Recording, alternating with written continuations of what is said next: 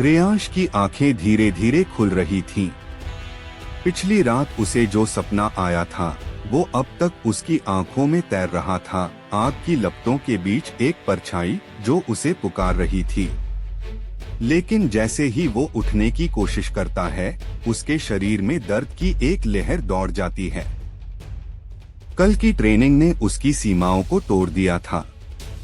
आश्रम में आज कुछ अजीब सा सन्नाटा था। गुरु अघोर ने सुबह की साधना रद्द कर दी थी। सभी शिष्यों को ध्यान कक्ष में बुलाया गया। गुरुजी ने गंभीर स्वर में कहा, आज रात कुछ होने वाला है। ब्रह्म पर्वत की दिशा से एक अनजानी शक्ति तेजी से बढ़ रही है।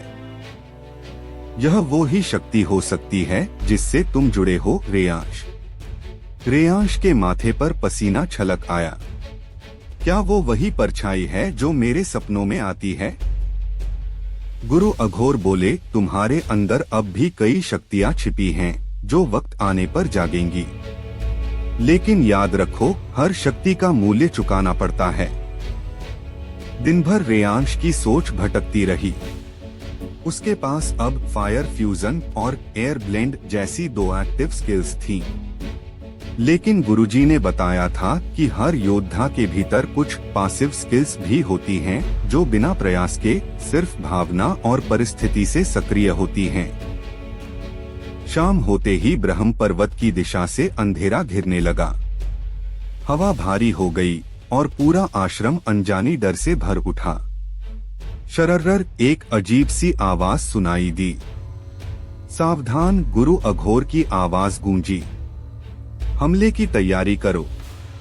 अचानक आश्रम के द्वारों पर एक अजीब सा जीव प्रकट हुआ। उसका शरीर धुएं से बना था, लेकिन आंखें आग जैसी चमक रही थीं।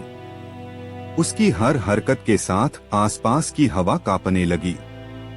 शिष्यों ने बचाव की मुद्रा अपनाई, लेकिन वो जीव किसी एक पर नहीं, सिर्फ रेयांश की ओर बढ़ रहा था।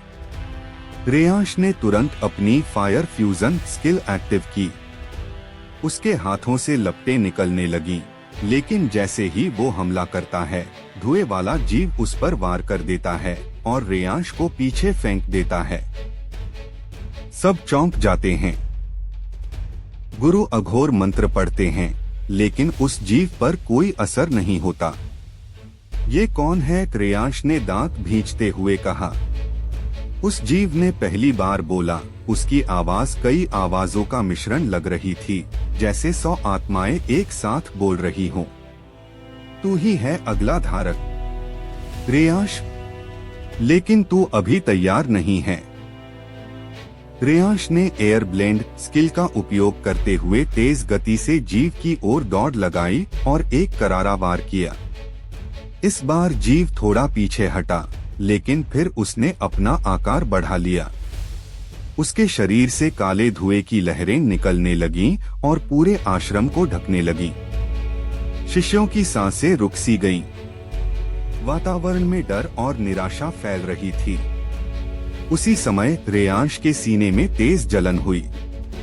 उसने अपने अंदर एक अजीब सी ऊर्जा महसूस की। वो कोई स्किल नहीं थी, न कोई मंत्र।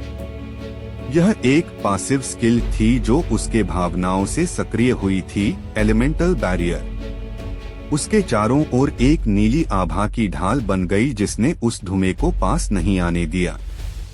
गुरु अघोर चौंक गए। यह तो आत्मसंरक्षण स्किल है। यह तभी जागती है जब योद्धा अपने डर पर विजय पा लेता है। रेयांश अब उस जीव की आंखों में आंखें डालकर बोला, तू चाहे जो हो, मैं अब पीछे नहीं हटने वाला। लेकिन तभी वह जीव हवा में विलीन हो गया और एक धीमी गूंज छोड़ गया। मैं लौटूंगा और अगली बार तुम्हारा अंत लेकर। रेयांश लड़खड़ाते हुए नीचे गिर पड़ा। उसके शरीर पर जलन और थकान साफ थी, लेकिन उसके चेहरे पर डर नहीं था, सिर्फ एक संकल्प था। गुरु अघोर उसके पास आए और बोले, यह तो बस शुरुआत है। अगली लड़ाई और भी खतरनाक होगी। रेयांश की आंखें बंद होने लगीं, लेकिन अंदर से एक ही आवाज आ रही थी, मैं तैयार हो रहा हूँ। रेयांश की आंखें खुली तो उसके सामने एक काले लिबास में खड़ा हुआ एक रहस्यमयी व्यक्ति था। वह हवा में तैरता हुआ दिखाई दे रहा था और उसकी आंखों में अजीब सी चमक थी। कौन हो तुम? रेयांश ने साहस जुटाकर पूछा। मैं वो हूँ जो आग के भीतर छुपा है, जिसे लोग वायसन कहते हैं, रहस्यमयी व्यक्ति ने कहा। रेयांश की सांसें तेज हो गईं। क्या तुम भी किसी एलिमेंट से जुड़े हो? वायसन मुस्कराया। मैं अग्नि का स्वामी हूँ, लेकिन मैं तुम्हारे जैसे नहीं। मैं चुना नहीं गया था, मैंने खुद को चुना। रेयांश को अब समझ आने लगा था कि यह दुनिया साधारण नहीं है। वायसन ने अपने चारों ओर आग की लपटें फैलाईं और कहा, आओ दिखाता हूँ तुम्हें आग की असली ताकत। जैसे ही उसने हाथ उठाया, जमीन में दरारें पड़ने लगीं और लावा बहने लगा। पूरी जगह गर्म हवा से भर गई। रेयांश ने अपने अंदर की शक्ति को महसूस करने की कोशिश की।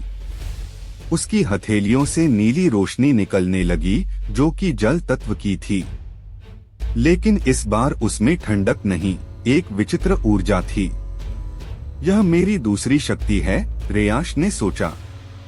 तभी उसकी पीठ पर हल्का दर्द हुआ और एक नीली आकृति उभरी। यह उसके अंदर की पैसिव स्किल थी, हाइड्रोपल्स बैरियर, जो जल की मदद से उसे चारों ओर से सुरक्षा देता था। वायसन ने कहा, तुम्हारे अंदर जो फ्यूजन की शक्ति है वो अनमोल है, लेकिन तुम्हें इसकी कीमत चुकानी होगी। किस कीमत की बात कर रहे हो? अपनों की दूरी, अकेलापन और वह रहस्य जो तुम अभी समझ नहीं सकते, वायसन ने कहा और गायब हो गया। लेकिन जाते जाते रेयांश के सीने पर एक लाल चिन्ह छोड़ गया। वह चिन्ह धीरे धीरे जलता हुआ प्रतीत हो रहा था। रेयांश जमीन पर बैठ गया।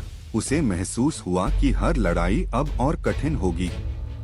उसके फोन पर फिर से वही एन्क्रिप्टेड मैसेज आया, तैयार रहो, अगला हमला हवा की दिशा से होगा।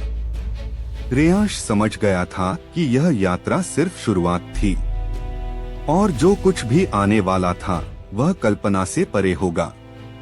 Next episode 30। अब रेयांश को अगली शक्ति से टकराना है, हवा की रफ्तार और चालाकी के साथ। क्या वह अपनी अगली पैसिव स्किल एक्टिव कर पाएगा?